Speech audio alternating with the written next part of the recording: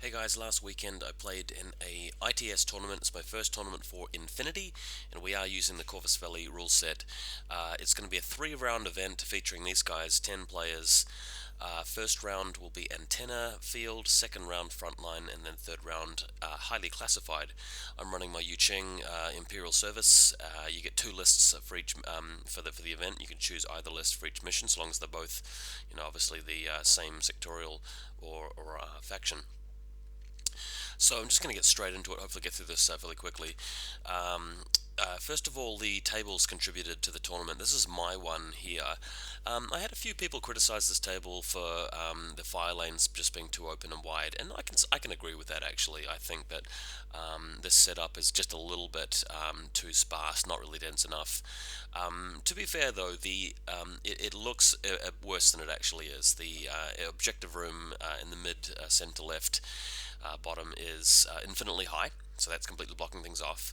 If you really want to avoid a lot of fire lanes, you can hang around to the other side of the table there, where there are 2 large buildings connected by a bridge. But yeah, just the other crates and buildings elsewhere on the table just probably don't have enough height. The other thing though is that there's nothing in the deployment zones that's very high, so you can't put snipers and things up on a very high location. So I think it's a reasonably fair table. Let me know what you think though. This second table, I was the one who was really criticizing this table. I like this one the least. And what I would like you guys to do if you're watching this video is that if you have an opinion on what I'm about to say, just type your reply in the video comments, and I'm interested to hear what you think. There are a couple of reasons why I don't really like table setups like this. The first and main reason is that, as you can see, there are some really extremely large buildings and then a lot of open ground. So a lot of games of Infinity start off in the first turn with these long-range firefights to gain dominance over the big, large fire lanes. But let's say one side managed to win. I mean, you've got some strong options. You've got link teams with missile launchers and sniper rifles, and then heavy machine guns with MSV2 and smoke, and Yanhuos and tags and things like that. But let's say you achieve that long range dominance.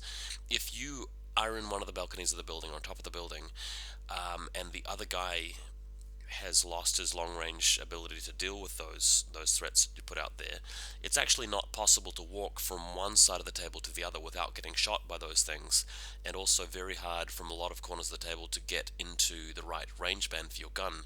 You're just being shot at the perfect range band for those longer range guns. So that is my criticism of this table. I really feel like it's bad. The other criticism is that these buildings are designed for Silhouette 2 only. You can't really move in there with a tag. Some of the bigger heavy infantry or robots just can't get in there. So what you find is a lot of games either just completely ignore the buildings, models don't really move through them very much, and they degenerate into these sort of long-range sort of firefights. So I didn't really like that much. Next image is Phil's table here, where he's got a lot of trees.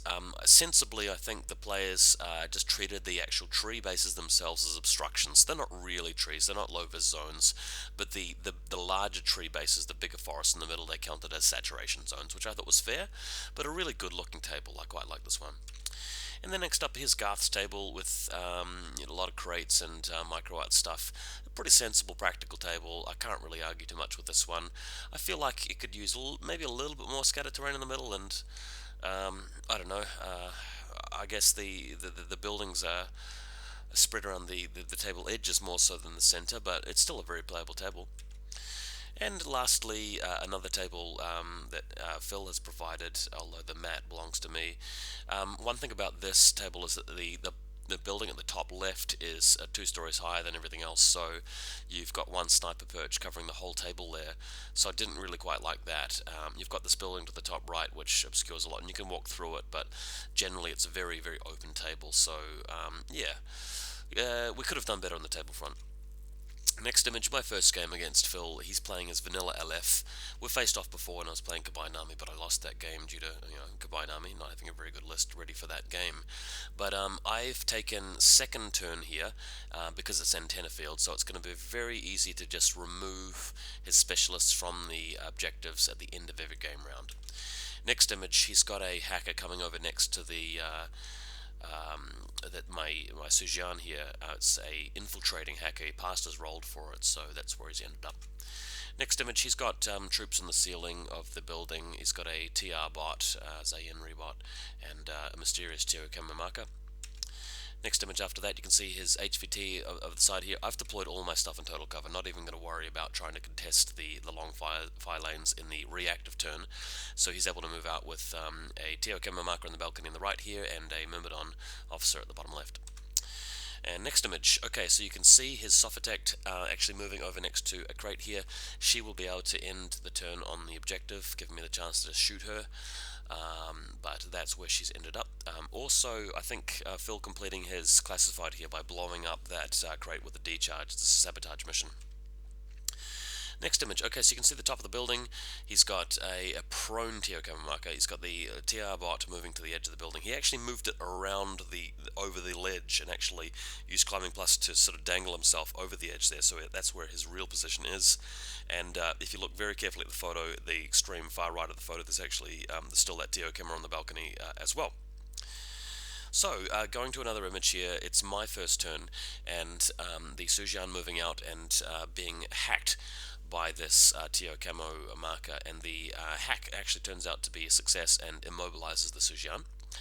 So what I do in the next stand photo is actually move the Guangxi into close combat with the, I think it's a post-human, and then I reset the Sujian and just simply move out.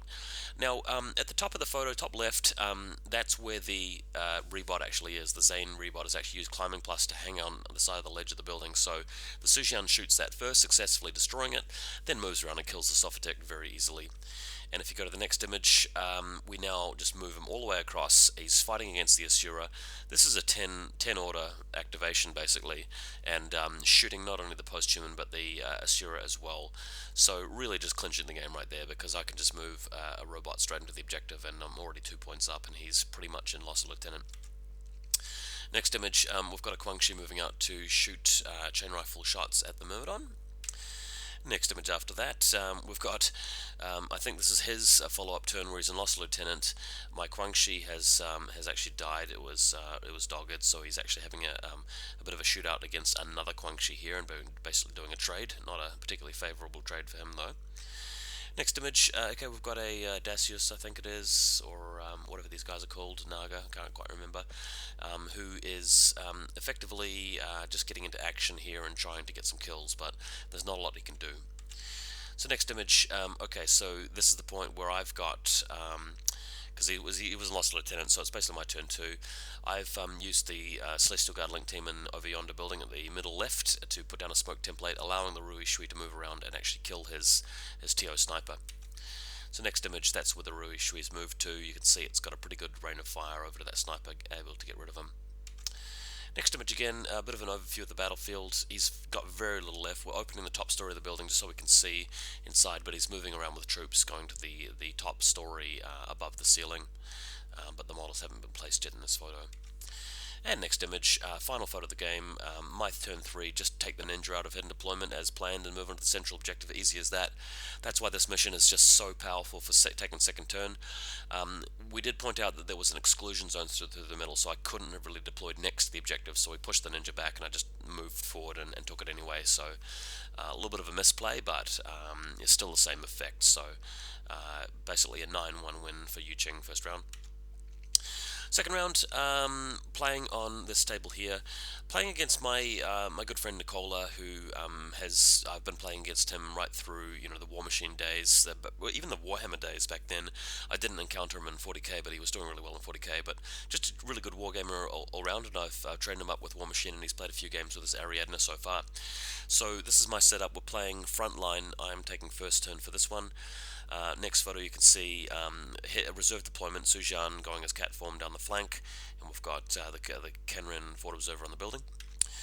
Next photo after that you can see his deployment zone. He's got a lot of camo markers, he's got a dog soldier on the bottom right side, and a lot of smaller troops down the bottom left, so bottom right I should say, so crucially I'm going to go and try and kill a lot of his plebs there to reduce his auto pull. Next image, okay, so we've got a sensor bot moving up, and unluckily I spent like 3 orders just trying to get the sensor off, just failing the whip check every time, but it's revealed a mine and a chasseur. So the Kenrin moves up to attack the chasseur, and a really fun play here is he's got the three hollow projectors spread out, and his template can hit two of them, but not all three. So he actually picks the two markers which were the hollow projections, and the Canran actually gets off free and shoots a shotgun and kills the Chasseur. So that worked out quite well. Next image on the other side of the table, Guangxi just moving forward and getting shot. The table is just so open they can't really avoid that happening. Next image after this, so Sujian getting into a fight with the dog soldier. He's such a dangerous troop, that dog soldier, so I'm spending a lot of orders just shooting him. The Sujian taking some hits in return, so going into no wound in cap, but what I do manage to do is just wipe out all of his troops in this corner of the table, reducing his order pool by quite a lot. And next image, what's happening is that the sensor bot set up suppression fire, so is the Sujian, and the Canrens hanging out there as well. But notice a crucial mistake. There's a tower further in his deployment zone where he's got a tank hunter which is prone, and I've got my Sujian here behind a building in suppression fire, but I should have actually gone prone with him because I'd forgotten that the S5 silhouette was just slightly higher than that building, and the actual physical model is deceptively low, so that is a crucial mistake I made in this game here. Next image, you can sort of see my deployment zone here where I've got a Celestial Guard Link team with a sniper rifle hanging out in the open. He's able to use the Spetsnaz to easily kill the sniper rifle using his marksmanship level 2, so that happens. Next photo just shows you the position of the Spetsnaz and of course the decoy camo on the roof as well. So he's also accompanied by a doctor which is in prone form as well. Next image, here's the tank hunter just standing up in the tower, shooting the Sujian and luckily killing it. Yeah, I could have, to be honest, I could have passed armor saves, or I could have actually passed the dodge check and gone prone, but that didn't work out. So next image, because the Sujian has been eliminated, and this is the real consequence of this mistake, Van Zandt is able to deploy on the side of the table without being shot, and then goes on to actually quite easily kill the Sensor Bard and the Canren and a couple of the Guangxi as well. So next image, back over to me. I've got a Celestial Guard Link team with only 4 members at this time, but the smoke grenade launcher is able to activate and put down some smoke to get ready for the Rui Shui. So next image, the Rui Shui moves all the way into the middle of the table and attempts to kill the tank hunter, but unluckily, tank hunter passes the armor save, so unfortunately didn't get it off and has to move back to deployment, so Rui Shui not getting that job done either. Next image, just a random shot of a Guangxi trying to detonate a mine, nothing special happening there. And next image over that, what happens is Van Zandt moves in and tries to kill the Rui Shui, but actually fluffs all 3 of his rolls and dies. So finally, my opponent having a little bit of bad luck as well. You know, luck goes back and forward. I've had a little bit of good luck, bit of bad luck, bit of good luck. So that's what happened here. Next image, again more Guangxi moving around. He's got one trooper to the middle left-hand side of the field there, just getting ready for the Guangxi to move around the side. Pretty smart play. Next image after that, I've moved my Link team into the center of the table after losing the Rui Shui. Made another critical mistake. I actually tried to attack the tank hunter again, but forgetting to put up enhanced fire, and I'd actually rolled a crit if I'd managed to do that, and I lost the Rui Shui. So game going downhill here. Celestial Guard moving to the middle of the table. And if you look at the next photo, basically he's just he's able to use his final turn to get in there and kill me. So several mistakes. Number 1, I should have taken second turn. I won the lieutenant role. I should have just taken second turn. Number 2, not going prone with the Sujian. Would have been easy, but I missed that. Number 3, forgetting about the Rui Shui. I had a little bit of bad luck. I mean, tank hunter passing armor saves, sensor bot just failing 3 times in a row. But look, it was a good game, and opponent played really well. I think he's obviously a really good wargamer, so getting the job done, and lost this one. So next and final game against Chris. Chris has came up from Wellington, a different city from Auckland, and we played a couple of games yesterday. I won the first one pretty decisively, and he beat me the second time when I used Combined Army. But now it's a rematch with the first lot of lists, but the problem is that it's highly classified. I don't really like this mission. Classified is a deck of cards, and that's random. Okay, so if you are looking at a situation where you're both able to score all 4 of the main objectives pretty handily, but the secondary objective is really hard for you to complete while your opponent's one is very easy, then you just tend to lose. I don't really like that. Also, there's a lot of really abusable things like the bilocated Guangxi just being healed straight away by a nearby doctor. No wound incapacitation and shock really plays big in these missions, but I just don't really like the idea of having to put models deliberately into position where you are trying to get your opponent to kill them. It just makes a really counterintuitive game. Next image here shows his deployment. He's got some guys inside the building, Hector and some Dactyls. Next image again, just a side view of the table here. I've got my cannon on the building. Both of our HVTs are on either side of this building, which is the crucial focal point of this game. Hector's moving out though, and getting shot by a sniper rifle, as it turns out, and carelessly my opponent actually loses Hector after a couple of AROs, so that was really silly. But this game is not about Hector, it's just about the missions. The classifieds are all that matter, it's not really about killing things. So next image again, moving the Dactyls out here, Engineer and Doctor just getting into position to try and get stuff done to the HVT, and he's moving his Zayn Rebot around as well. Next image, Myrmidon's moving through the forest, so nothing too special to see here, we'll skip that. And yeah, so he's basically moved his Myrmidon in next to the building. He's starting to pick up some objectives here by moving the Doctor next to well, he's moved his hacker near enough to my HV to actually get data scan, and not so much data scan, the one where you actually hack onto the HVT, can't remember what it's called. So next image again, my Canren moving around here, opening up with his boarding shotgun, but just continuously missing these Dactyls. Just can't get anything done with this guy, so that really didn't work out. Another image shows you my hidden deployment ninja in the building, trying to get red rum off on his Myrmidon, but just fluffing the rolls constantly, just absolutely. And he used Basilisk and immobilized my ninja, so just a terrible outcome. I just couldn't get anything off on this guy. Another image, my whole link team, including the Crane, is moved up next to the building. The Crane is the substitute for the Sujan in this list. He's really effective in a link team of 5. You're talking about a guy with an X-Visor Spitfire with Ballistical 16 rolling 5 dice. It's pretty sick. Another image here, he's moved his Myrmidons further up. He's in combat with a Guangxi at this point. My Crane's been killed. I think Nessie and her Thorakatai have come around and dealt to me here, so just all the dice are just going pretty poorly here, but it doesn't really matter. All the ninja has to do is actually just score by getting data scan and actually hacking onto the HVT and things like that. It's really pretty easy. And in fact, what happens in the end is that in my final turn after losing my lieutenant, the ninja activates. We get all 4 objectives scored. No, so we get 3 of the main ones scored, and we both get our secondaries scored. And it's a matter of getting the structure points. So I said to my opponent, look, if I move my Rui Shui out, if you shoot it, I'll just repair it and win. So you're obviously not going to shoot it, so we're just going to have to call it a draw. It's a really disappointing game, I reckon. It was just a bit of a non-game, so that disappointed me.